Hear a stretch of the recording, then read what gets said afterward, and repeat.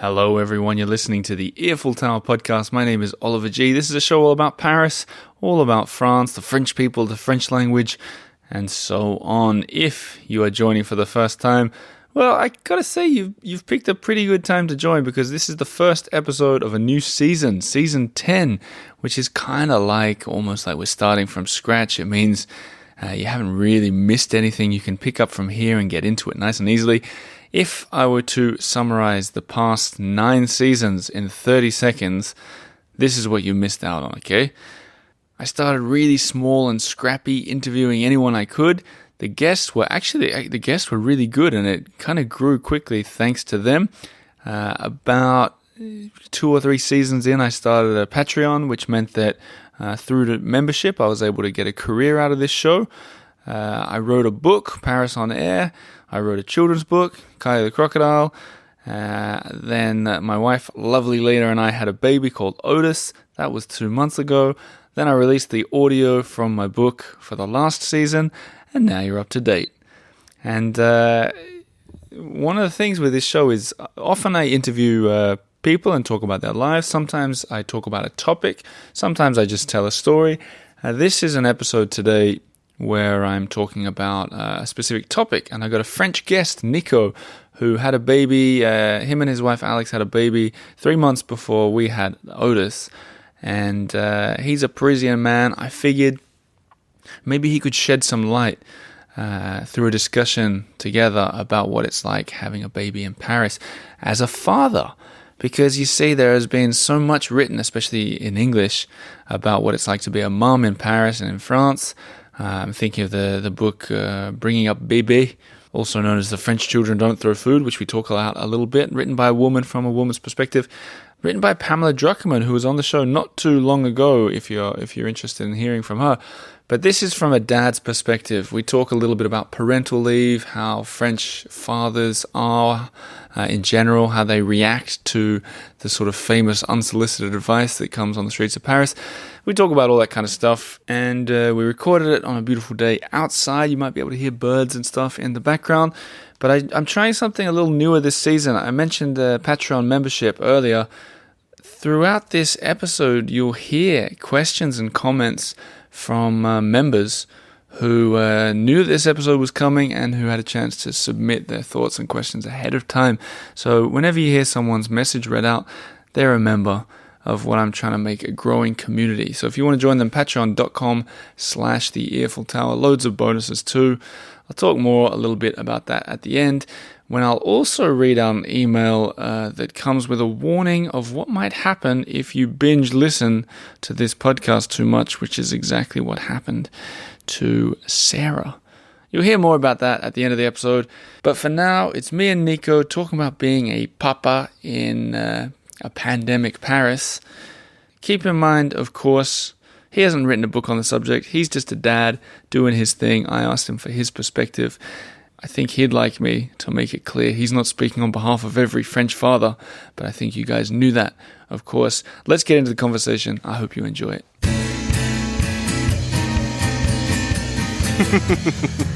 Okay, Nico, welcome to the podcast. Thank you. How are you? I'm good, very good, thank you. I think before anything, I have to say congratulations on your son. Thank you. Congratulations for being a papa in a pandemic in Paris. Yeah. That's not normal. Yeah, I guess so. Well, I'm very happy. Elliot is now almost 5 months old. Right. And yeah, we fell pregnant, I would say, in June last year. So that was like a little bit after the confinement. Right. And we've been very lucky and gifted with Elliot. Well, let's talk. The one cool thing is that Elliot is 3 months older, like exactly, than Otis. Yep. So you guys, and it's your first child as well. Yes. So you're like the guinea pigs for us.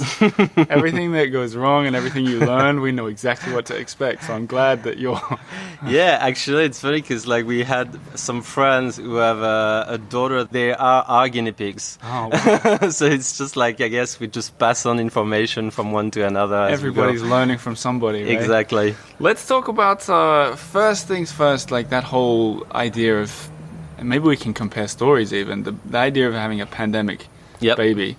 I think a lot of the listeners to this show are in different countries, and lockdown and confinement means a different thing for every person. Yep.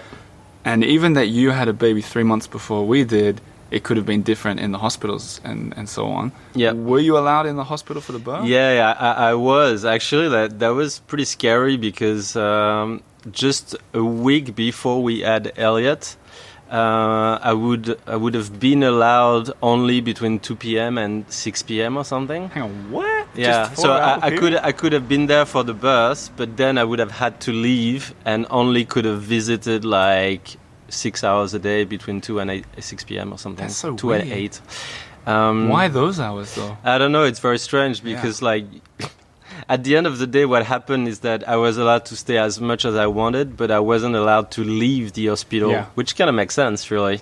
Well, I had the similar thing, but I was allowed to leave just once a day. That was the rule for. All right. And we were at different hospitals as well. I think maybe there's different rules and different. I think there were different rules. Yeah. Right. So our friends who had a baby like 4 months before, like he couldn't stay. So now we get very lucky because like when I think about how everything happened and everything, even though everything happened very, very nicely, I'd say, like there was nothing bad. Like it was just very long. But I don't know how you can do it if you're just on your own in the hospital with your like baby. Because Alex, my wife, was like very, very tired, and like if I hadn't been there, I guess it would have been very hard for her. I think that's one. I want to know if you've noticed the same thing, but in these first months, I'm just amazed that anybody brings up a baby by themselves in general. Yeah, for sure. Like how they manage. I don't know how you do it. Like I could never have understood it until I had a baby, but now I'm like, wow. I agree. It's just amazing. I know. But I want to talk, one thing, I've got a lot of questions for you. Not least because you're 3 months ahead, but also because I think this subject of being a parent in Paris, a lot of people talk about being a mother. Yep. Especially in English, like you hear a lot of like moms telling their story. That's cool, but it's been sort of done to death. So it's cool to hear from a dad, and a French dad at that. I always love having French guests on the show. So if we start with that, being a dad, and I know that you've got mates who are French men who've got babies as well. Yep. Do you feel like it's like are you guys all kind of in on it together? Are you talking about your babies, or is it kind of you're too manly to do that, or you know? No, yeah. I mean, I don't think we're very manly in France. I guess. What in general, you mean? No, but like I mean, I'm completely fine talking about babies or like I don't think it's not manly to do so. Yeah. So we're pretty relaxed with my friends about it. Yeah. I should just interject. When I say manly to not talk about babies, I don't know if that's my conception in the back of my head or whether that's what the world kind of thinks. Like I don't think it's unmanly to talk about. No, it's not. Oh. But it could be in some countries. Yeah, it could be. I guess I know what you mean. Yeah. Like, but no, I think like my friends, and the same way I am quite involved, or I try to be. Like, obviously at the beginning, also with breastfeeding, you're not as involved as the mother. That's just impossible. And my wife's doing so many things, and she's like very. She's like every minute with the baby. Really, it's crazy because she still hasn't gone back to work. It's only been 4 months. But I've been actually lucky a little bit because of the new way of working now, more from home, and I'm also lucky enough to have like a work where I don't really have strict times where I have to be there and leave. So I've been able to spend actually quite a lot of time with Elliot, and even though I have to work, like I always manage to like squeeze in a walk or like have lunch with him, or like it's very nice. I actually read that, and we should talk about paternity leave. I think I read that there was a study that the French guy who was telling Macron to increase paternity leave for dads was saying how important it is for dads to be around when a baby's born. Like, it's very French. Is that something that French people think in general? Yeah, I think so. But then on the other hand, even though it's been extended recently, dads still get only 11 days. Is that 11 days parental leave? Yeah, well, it used to be 11 days for birth before 1st of July this year. So now any baby born after 1st of July, you get 28 days.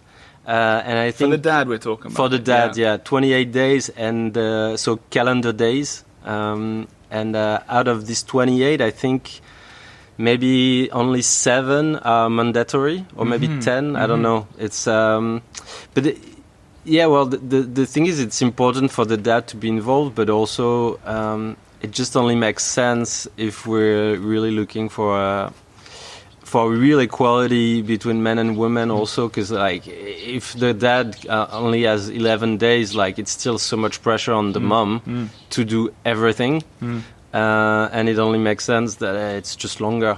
So I think 28 days is a good start. So you missed out on that, and so did I. Yeah, I did. Yeah. I did miss out on this one. Just.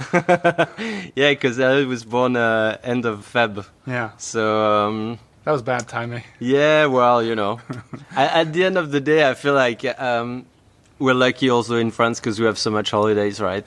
So people who don't know, it's like 5 weeks, is it? Yeah, it's 5 weeks, and in some professions you get an extra 2 weeks. And there's like maybe 2 weeks worth of public holidays. And then there's stuff, yeah.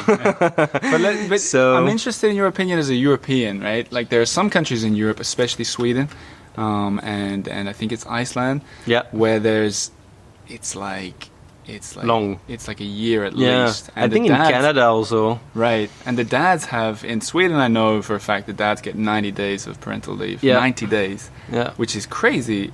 But even crazier compared to America, where I think it's 0. Yeah. But as a European, how do you feel like France is so advanced with the healthcare and everything? Yeah, that's the thing. I think it's very odd for a country like France, where we have so many social benefits, that we don't have that. But actually, like, forget about the dads. I think it's kind of crazy that the moms only get 4 months. Like, that's just absurd.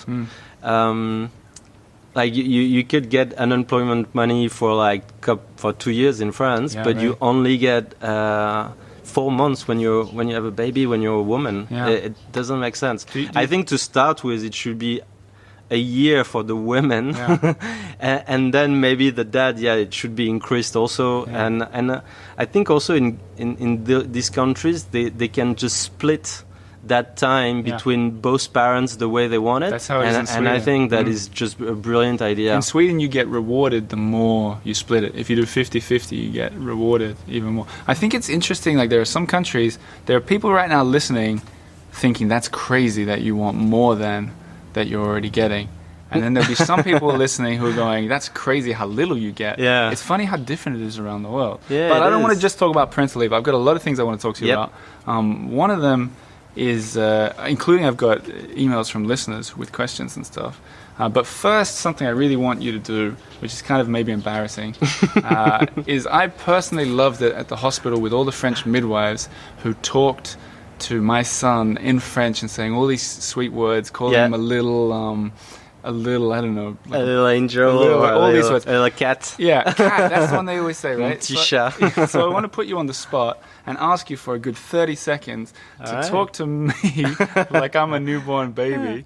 It would be easier if I had my baby, because it's very embarrassing when I talk to my baby in front of people. Well, this is going to be even more embarrassing because you got to direct it at me, but I want you to give people at home an idea of what it sounds like when someone gushes over a little French baby. So go ahead, 30 seconds. Coucou mon bébé, comment ça va mon bébé? Qu'il est mignon mon petit chat. Gilly gilly gilly. You know, it's like for ticklish. It's like I've heard bonhomme a lot. Bonhomme. Salut bonhomme. Comment il va bonhomme? Yeah. Comment il va bébé aujourd'hui? It's sweet. It's very sweet. It is sweet, I guess so. You're just like a midwife, I can see. I think that anyone who has a baby should show it to a French person if they want to feel good about their baby. I think one thing I say a lot is c'est qui mon bébé? Who's my baby? It's like a thing. I don't know why. It's like, who's my baby? Oh, it's you, my baby. Yeah, it's very. Is that just you, or is that what everybody does? I think a lot of people do that actually. C'est qui mon bébé? C'est qui mon bébé? Oh, I love it. And the other one, mignon. You hear a lot, which is just cute, mignon. Sweet. Yeah, one thing people ask you a lot about is well, obviously if it's a boy or a girl, usually, because it's hard to tell.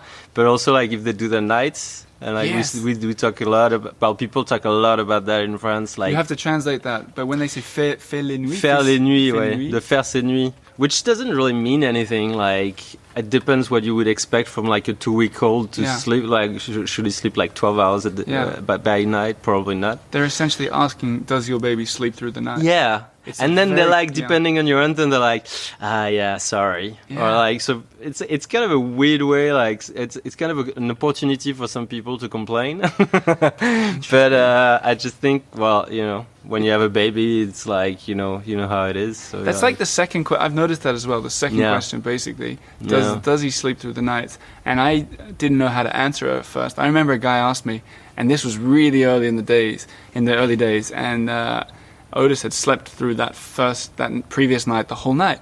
And I said to the guy, I was like, last night he slept the whole night.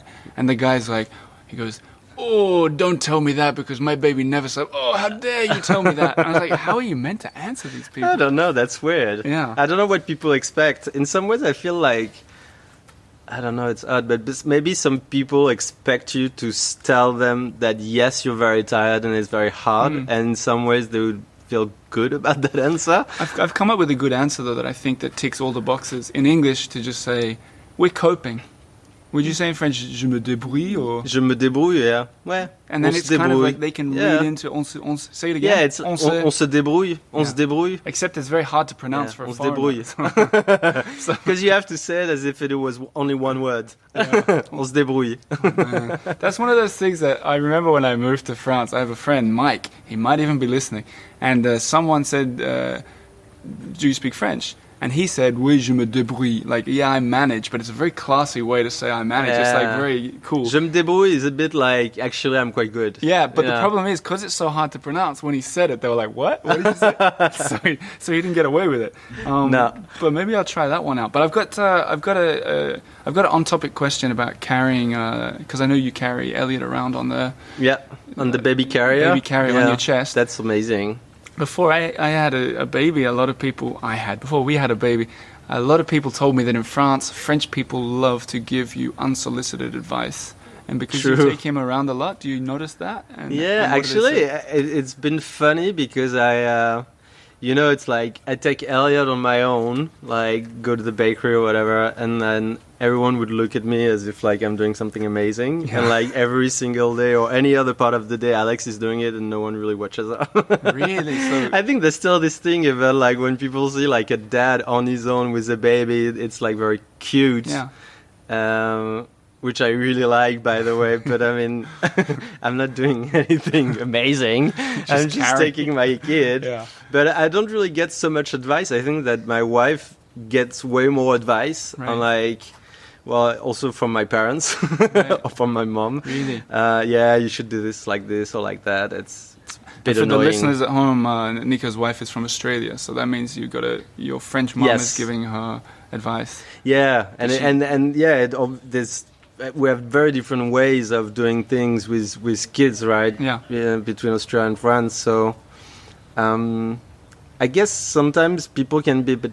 I don't want to make a generality, but maybe a bit narrow-minded in the way to do things. Whereas maybe in Australia, like it's more new ideas.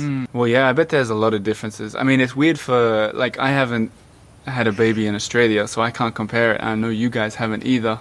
And neither have Lena and I haven't had one in Sweden, so we can't, it's really hard to compare.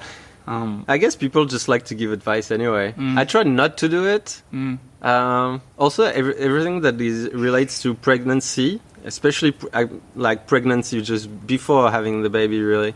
I feel like every time you tell people the way you want it to be, or it feels like a bit of a judgment.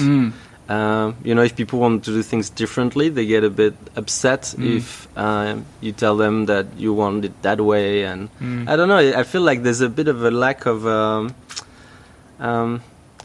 like people don't share maybe enough. And there's a bit of judgment, I think, around all that. You shouldn't breastfeed, or you should breastfeed that long, or why would you breastfeed after 4 months? You know, Yeah. like, what if you want to breastfeed for 1 year? Like, why not? Actually, in People some go lots countries, longer that's than what that. people do. Yeah. But we're getting dangerously close to the topic of being a mother in France. So I want to pull you back to being a father. Yep. I've heard rumors that you score better deals at the bakery because you've got your son on your chest. Yeah, for sure. Can you teach me how to do it? Oh, you just show up, really. That's but it? every time, I make him smile. Yeah. And and then they're like, "Oh my God, he's so cute," and that's it. That's it. The other You thing, usually get a free thing, free What do you- croissant. A free croissant. The French phrase that I just remember that I really like when I was walking around right after Otis was born and was very small. They say, "Ooh, il est tout petit." Oui, Tout petit. il est tout petit. Yeah, which Oui. is like Too small. Yeah. is it too small? Basically? So small, So it's so like small. tiny. But it's like a cute thing, Yeah, yeah. yeah. It's like, oh, he's so tiny. People he's say so that cute. all the time. Tout Yeah. petit, tout petit. It's that, and Il est they tout petit. say it in French. Say, Il est si petit ou il est tout petit? il est tout petit. Il est tout petit. Yeah, and sometimes it sounds like. But the they same. say it with a nice tone. Yeah, Yeah. like, oh, il est tout petit. Yeah. What's the response to that? Should I just be like, yeah? Yeah, I know. it's like, yeah. What am I supposed to say? It's like, Tell me your yeah, feedback. he's super cute. Tell me your feedback on this message I got in from Lisa. She says, I love watching French dads. They never seem like they're babysitting like in other cultures. They seem truly involved, right? And I responded, I was like, what do they do? What do you mean? How do they do it differently? And she says that they seem to share the responsibility in public without an air of, I'm doing this until I don't want to, then back to mom. Do you feel like there's an air of truth in that? I guess so. It's hard to talk for everyone, yeah. But like, I am definitely, I recognize myself in this. Like, yeah, I don't intend to just come like every 5 minutes and like play with the baby and then back to mom for sure. Like I'm also very much into babies, so like I don't think it's boring to play with babies. Yeah. So I can do it for quite a bit of time. Yeah. Do you think that's because that you're not like, we don't have to say how old you are, but you're not 18? Well, yeah, there's also a reason why. Well, I've always wanted kids, but I've always wanted to have fun also. Yeah. And in some ways, it didn't match having a baby early for me. Sure, yeah. But to be honest, I say that now. It's not like I could rewrite the story, but also I only met my wife when I met her, right? And one thing that I wanted to make sure is to be with the right person, and it took a bit of time. So I wonder. how it I bet happens. in Paris and all the other big cities, that age of becoming a parent is probably a little bit higher anyway, right? Yeah, it feels like in Paris it's definitely over 30, which is not at all in France. I think overall in France it's around 25. Yeah, right. But yeah, in big cities and Paris it's definitely over 30. Yeah. Yeah, that makes sense. And where are you from in France, by the way? Are you from Paris? Yeah, I'm from the suburbs of Paris. Okay. So I grew up in the western suburbs where I could like bicycle right in front of my house. So like It's west, pretty is chilled. that like Saint-Germain-en-Laye or something like Yeah, that? exactly, yeah. Okay, cool. So it's not like city. No, but Elliot was born city, right? Yeah, he was born in the 13th. Isn't that cool? I think it's yeah. Well, I think it's funny because like I think it's nice that it's written Paris on his passport, but that's it. I don't know. I struggle to picture because now I realize how nice it was when I was a kid to actually have the fields and like the forest and to be able to just grab my bike. Sure. And I feel like it's pretty hard in Paris when you're a kid because it's definitely not a kid-friendly city at all. For sure. Certainly some neighborhoods more than others. Yeah, I guess so. Yeah. For now, it feels like I'm pretty happy, and my wife and I are pretty happy to be where we are, and we don't intend to move. Yeah. But I'm more thinking ahead of like maybe when he'll be 4 or 5 years old. Yeah, right. I feel like I don't want to have to come out with him in the streets every time he wants to go out. We need to do a podcast episode again in 4 years on the same topic. Yeah. I want to ask you about prams and pushchairs in a second, but I think I'll go in for another message from a Patreon supporter. Yep. It's Naomi Vanessa, and she says she's a researcher who studies fathers, and she's always observing them with their children. It's just an occupational hazard, she says. A few things I've noticed. Fathers in France seem to do more of the chores related to childcare, like dropping them off and picking them up from school. I've noticed way more baby wearing by fathers, which is you and me.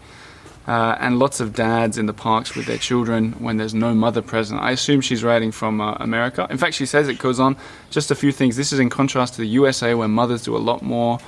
This is likely a top-down cultural thing. The USA doesn't provide paid time off for fathers, etc., etc. Yeah. I've noticed that too. A lot of dads in the parks. Yeah, it's true. I think we're very lucky. It's funny because every time I talk with my dad about this, I feel like it's very unfair.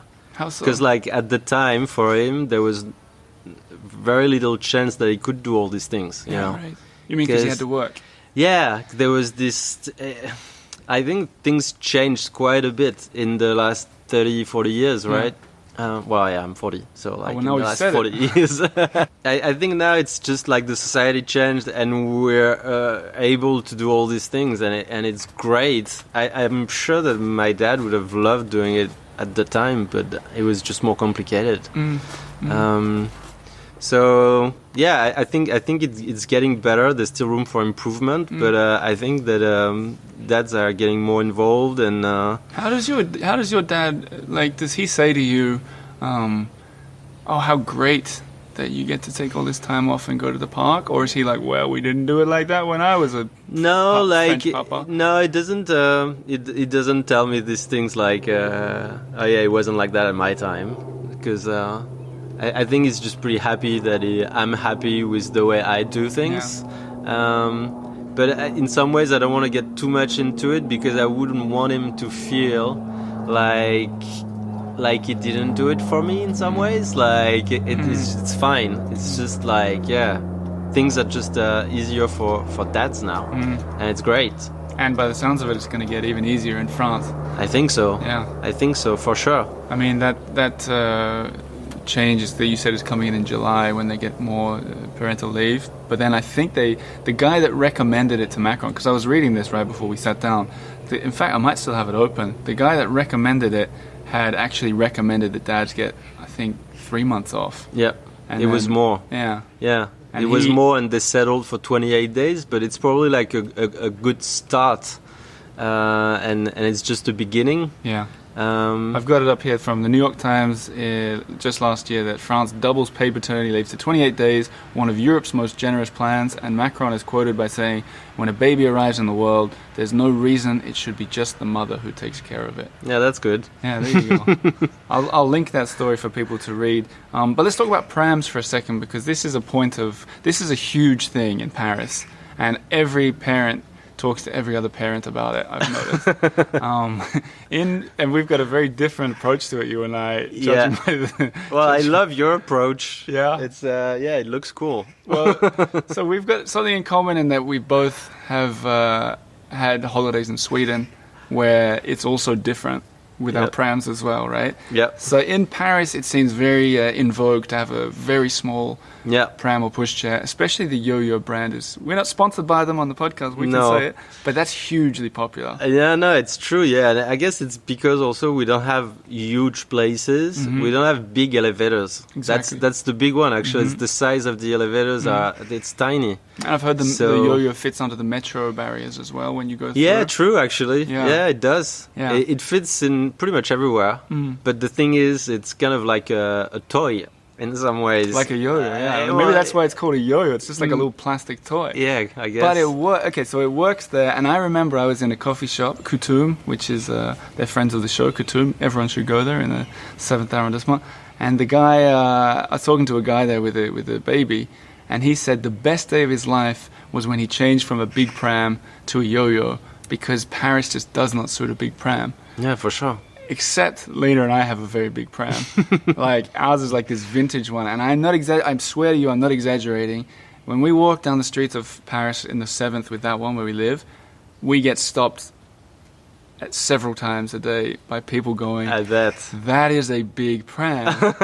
Even like we had like a kind of hip hop cool young dude come up and he's like, tell me about that pram. And we tell him like, why, you got a kid or are you expecting one? He's like, no man, I'm just interested in that big thing. And it's not, I'm looking at it now, it's not that big.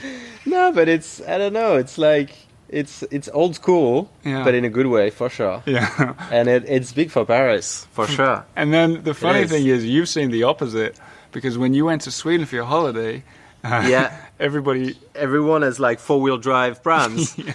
And we were with a stupid yo-yo. And it was very hard. It was very hard. We were struggling. Because every time you go in the country also, like there's gravel, it's paved streets and everything is a struggle with a yo-yo.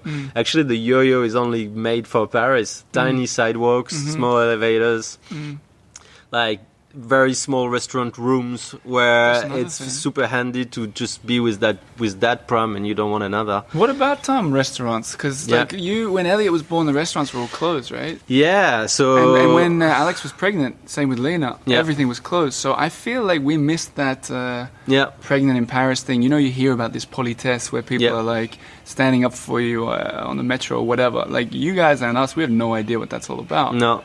But what about the restaurants? But we another good thing with that post-confinement was that restaurants, they open way earlier. Yeah. And in some ways it's good when you have a toddler. Because now we can go to the restaurant at 6 p.m., which is really good for Elliot. It's the right time and it's very chilled. And we can have a 1-hour dinner outside. And then we just go home, and it's close to bedtime for him. So, and when you have dinner at 6, there's no one. Yeah. So you're pretty much on your own. Yeah. So we stay close to the house really. Yeah. And that's how we do it. But we'll see what it.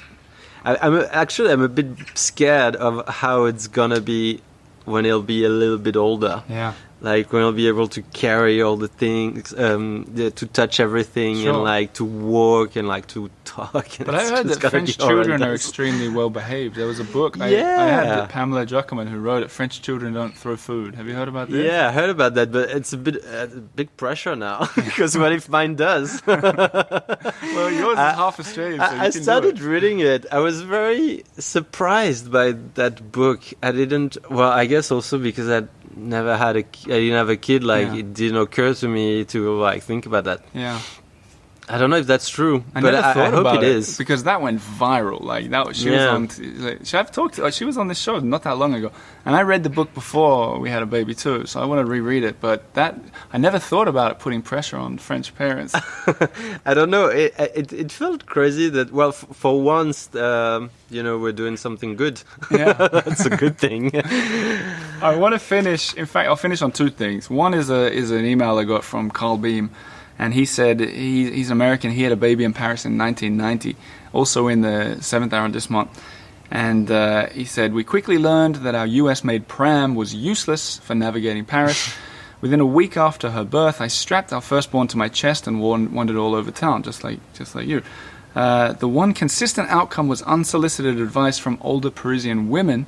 Their opinion was unanimous. This is not the proper way to carry my child. Oh, wow. He says, by this point, I'd learned that I wasn't able to win any arguments using my version of the French language, so I thanked them each politely for their kind advice and promised to treat my next child much better.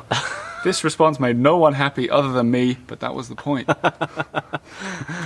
Wow, that's intense. On that note, and knowing that you're talking to a lot of Americans and Australians, especially listening to this show, do you have any advice, and I know I didn't warn you of this, but maybe on the spot, for tourists coming to Paris with a very small baby? Any practical advice what they should think about?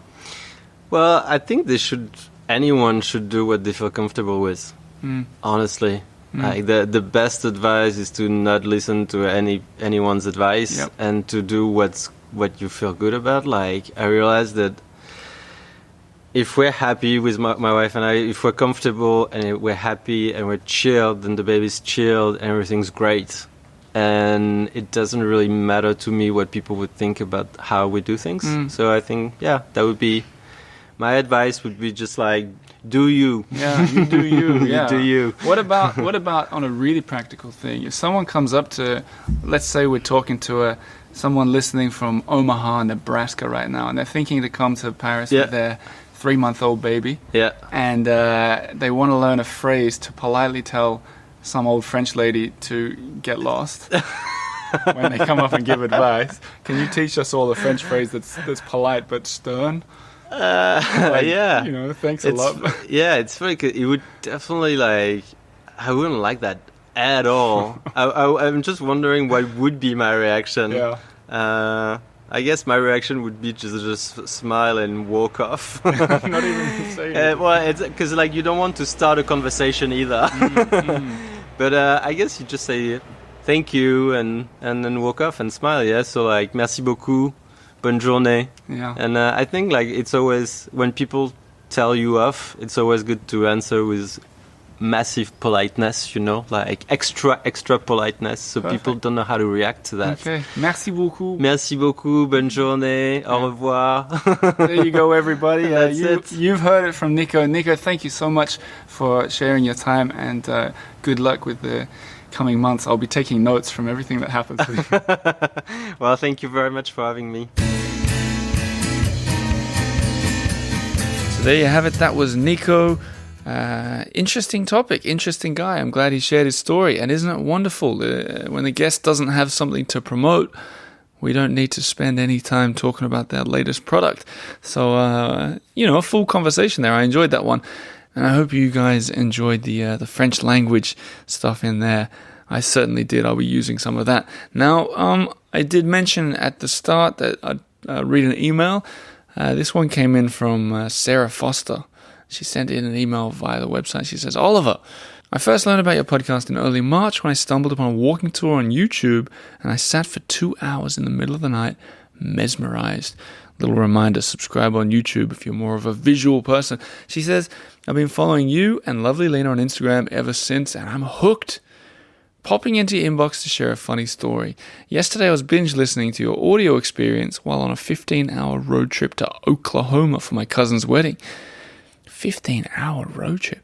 I guess with so much of you in my ear, it was inevitable that I would dream about you last night. Or should I say, nightmare about you? Here we go. You see, she says, I was talking to a man, a tattoo artist, explaining that I wanted a subtle and delicate Eiffel Tower on the back of my neck. This is deep, like there can probably be a lot that you can read into this, Sarah. She says, the man insisted that he understood what I was envisioning, and he went to work. When he was done, he jumped up and raced off to his next appointment at another location. It was then that I looked in the mirror and realized, to my horror, that rather than the Eiffel Tower, the man had tattooed a lighthouse, in capital letters, complete with blue ocean water surrounding it. I was devastated, in capital letters again, that the man had so horribly misunderstood me. And it was also at this point that I realized that you, Oliver, in fact, were said tattoo artist. I was so distraught over the miscommunication that I began sobbing uncontrollably because I'd be stuck with this lighthouse tattoo on the back of my neck for the rest of my life. What on earth, Sarah? Thankfully, I woke up and realized it was all a bad dream. What I learned from this is perhaps binge listening to you should come with a warning label, and also never let Oliver Yee near you with a tattoo gun, with a little reference to my book there, Oliver Yee. Thanks so much for the good times. Your podcast is such a gift. I've really enjoyed your audio experience. Best, Sarah Foster, Georgia, USA. I guess driving from Georgia to Oklahoma. What a drive. I did a similar drive mentioned in the book too, I guess, Georgia to Oklahoma. Amazing. What an unusual dream. I think there's a lot to unpack there. I don't think I'm the guy to unpack it, but let me know if you do ever get a tattoo of the Eiffel Tower or a lighthouse. I wonder why I would draw a lighthouse. There's a lot in there. I'm not going to get into it, but do send in a picture if you get either of them tattooed on your neck, and I will be sharing it. As for everybody else, I do indeed love to get your emails. I suspect I'm going to take a break for a while from reading out reviews and stuff. I think I'm going to focus on emails and, as I said in the intro, the Patreon community, people, members sending in questions and topic points related to the episode. So I'm going to get a little bit more organized with that. And as for next week, Then the episode next week, I'm not going to give it away, but it's a little bit about abandoned ghost towns, especially one that I visited with a really fun story for you. And we've already made the scroll for that. If you're a Patreon supporter, you can check it out, patreon.com/TheEarfulTower. There are no ads on this show, just occasional nudges that you sign up on Patreon to help me make the show better. I'll leave you with that. Thanks very much for listening, and I'm excited to see where Season 10 takes us. I've got grand plans, and I'm glad you're here for the ride. I'll see you next week. Merci beaucoup. Au revoir.